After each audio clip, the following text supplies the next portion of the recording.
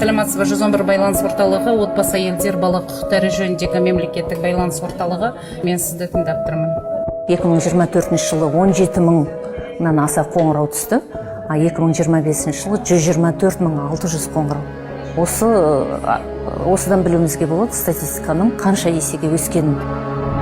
Аяғын ауыр, мама папа білмейді. Қанша болды срогың? Баланы алып тастайын дейсің ба сен? Көп қоңырау шалып сұрайтын бірінші жасөспірімдер зорлық-зомбылық көрген, психологиялық көмек сұрайды және де ақпараттық көмек. Мысал ретінде бір оқиғаны айтып беруге болады. Биыл осы Қазақстанның бір мектептерінің ішінде 9 сынып оқушысы сол өзінің сыныбында әр баладан 500 теңгеден жиып отырған.